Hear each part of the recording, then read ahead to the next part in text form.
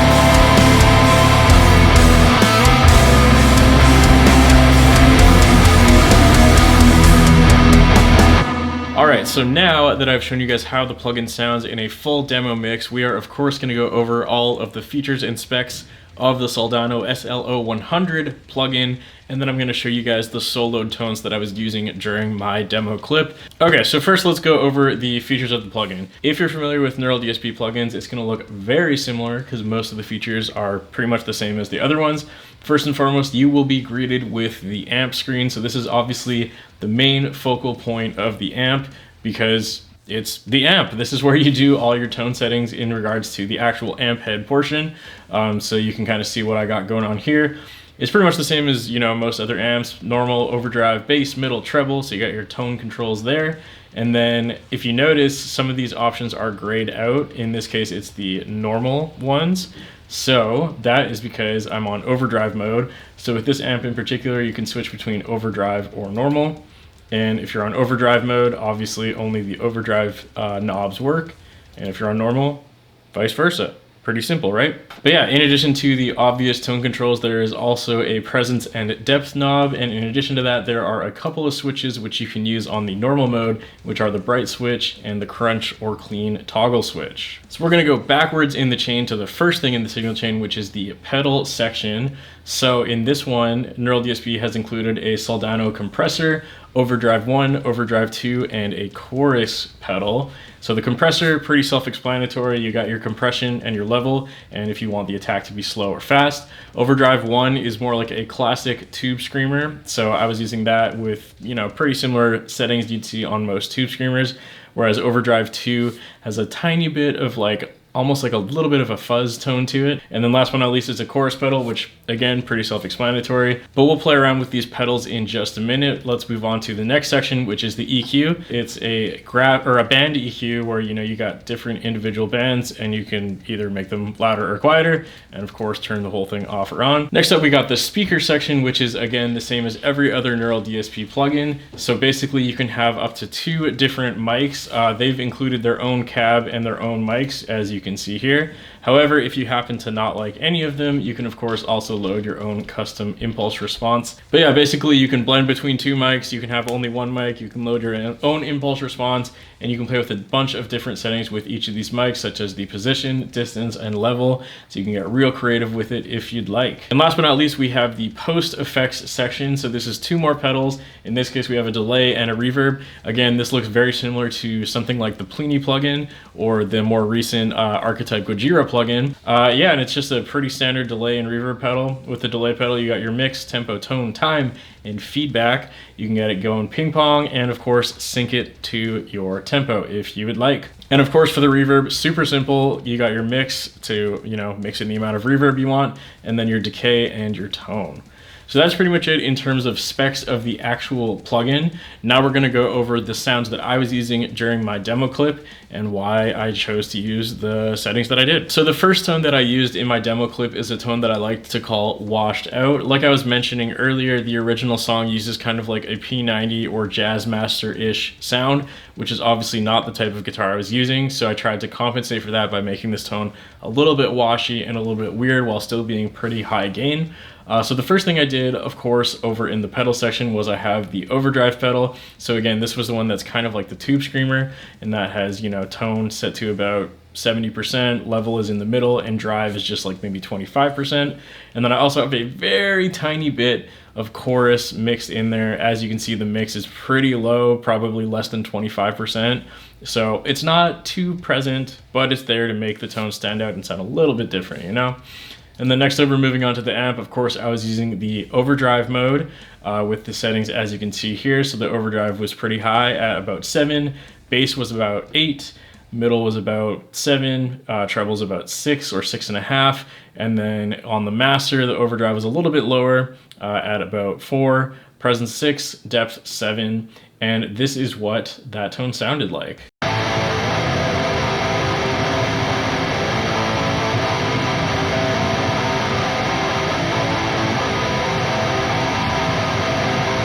So as you can hear, it's pretty similar to a normal high gain rhythm tone, except it does have a little bit more bass and a little bit more washiness to it, which again is mostly due to that chorus pedal.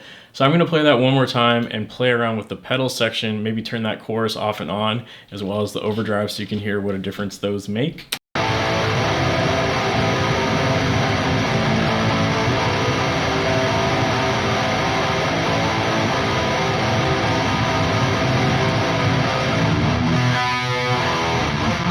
So not a huge difference, but definitely different enough that I liked keeping it around. So we're gonna crank these settings up even higher to make that difference even more noticeable. Let's do that one more time.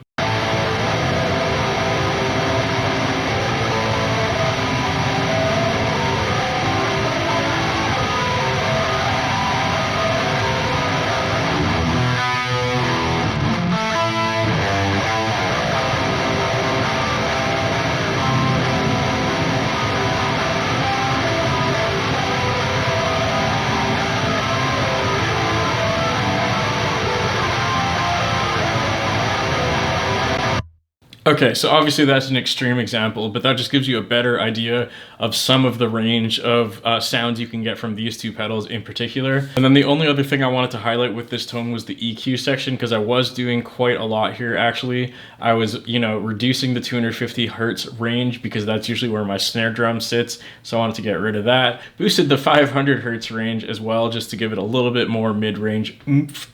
I think that's what people say. And again, a little bit more 2 kilohertz as well to just help it stand out and not get buried by the cymbals. Speaking of cymbals, cut at 4 kilohertz so the cymbals can cut through there. And then again, boost it back up at 8 kilohertz again, so it kind of goes around the cymbals and around the snare drum, if that makes any sense. Okay, so the next tone that I want to talk about is my generic core settings. So this is basically my generic kind of gent slash metalcore rhythm tone. This is pretty standard and what I think most people would be going for with a plugin like this, at least in terms of high gain metal rhythm tone. So again, in this case, I chose to use the Overdrive 1 pedal, except this time, as you can see, I have the tone absolutely cranked and the drive completely down. So all I'm really adding is a little bit of tone shaping with this pedal. None of the other pedals are being used. Just for reference's sake, I will play around with Overdrive 1 and 2 so you can hear the difference. And then in terms of the amp, again, of course, I'm on the Overdrive amp setting. And the amp settings are more or less similar to the washed out tone, except there is way less bass and way less depth, a little more treble, a little more presence, but other than that, it's pretty much the same. So let's take a listen to how that sounds, shall we?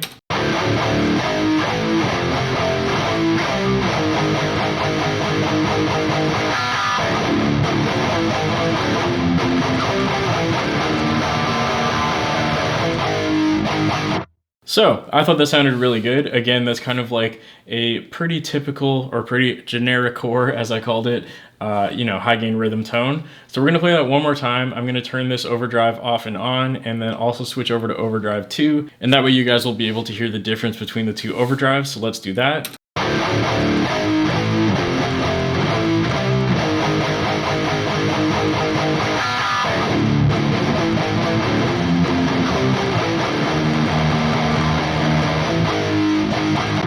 So as you can hear with Overdrive 2, it almost added this like fuzz-ish tone to my tone, which I wasn't really liking in the context of this song, but it's cool that it's an option, you know, in a different song other than this, I can perhaps see a use for this. And then since we're talking about high gain rhythm tones, in this instance, we're gonna do that one more time, and I'm just gonna play around with some of the dials on the front of the amp so you can hear how it responds. Let's do that.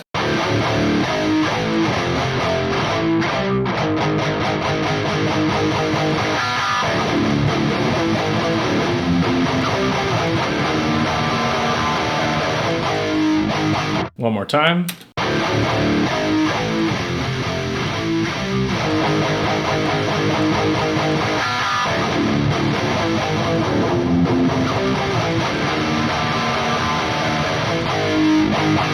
Okay, so moving on to the second to last tone. This is, of course, the clean ambient tone that happens around the middle of the song. So, of course, in this instance, I was using the normal version of the amp and not the overdrive, since obviously we want to do a clean tone. As in terms of pedals, I was using the compressor pedal and the chorus pedal once again to bring back a bit of that washiness that we heard in the intro.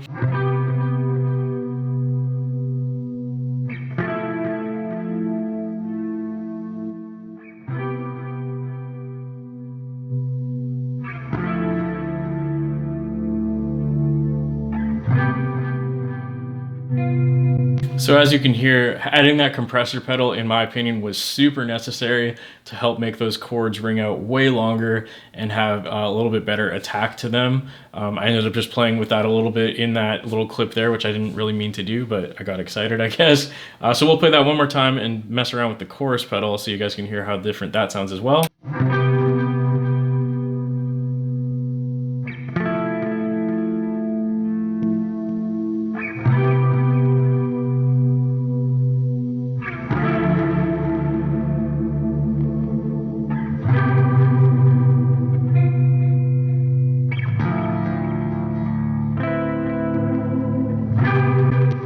So again, as I mentioned in the rhythm tone, you can get pretty crazy with that chorus pedal. I tried to keep it a little subtle during this part. And then the last section we're going to talk about with the clean tone is, of course, the delay and reverb pedal, since they were being used in this section. So let's take a listen to how those affect the tone real quick.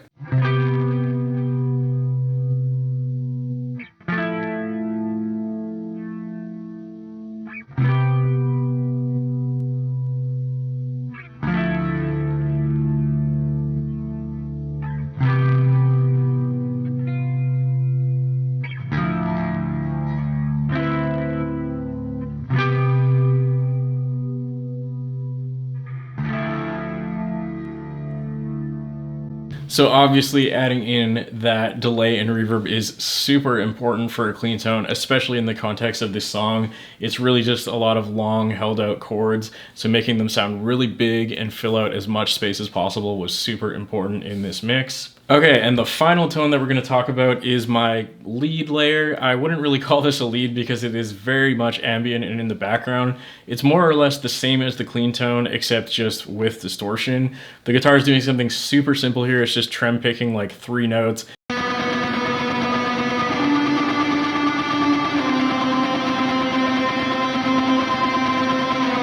So like I said, not doing the most interesting thing in terms of the actual guitar playing, but for the tone, there's some interesting things going on. So in this case, I used the compressor pedal, but I had the comp all the way cranked with a slow attack. And this time around, I actually did use the overdrive 2 pedal because I actually liked having that more fuzzy tone, because again, it's a little more ambient in the background. So adding a little bit more fuzzy style distortion actually made a lot of sense here. And then in terms of the amp, of course, once again, I was using the overdrive amp mode.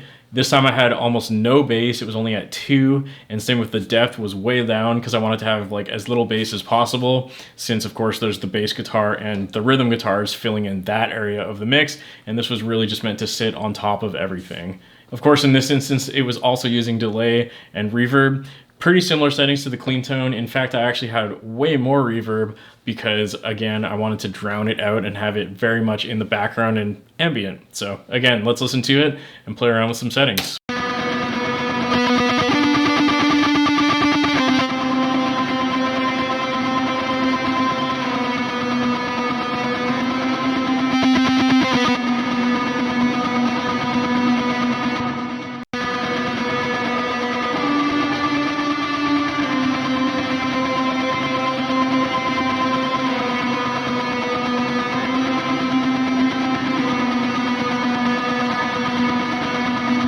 So as you can hear, not necessarily the most interesting tone in the world, but it does add a lot to the overall context of the mix. Again, filling in that background layer is super important for a large sounding mix.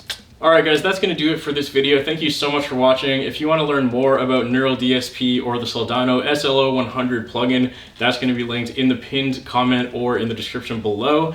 Go check that out if you want more information or if you want a free trial of this plugin. Like I said in the beginning, Neural DSP makes a ton of other amazing plugins. They always make good stuff. Go check out all their other products while you're on their website. With that all being said, another big thank you to all my Patreon members whose names are on the screen at this point in time. If you guys want audio downloads, guitar tabs, stems, or a shout out on the screen, you can find all of that over on my Patreon page, which is also going to be linked in the description below. That's pretty much all I want to say. Thank you guys again for watching this video. Again, if you like the plugin, go click those links in the description or the pinned comment. That's all I got to say. Thanks again for watching. Look forward to hearing your comments, and I'll see you next time.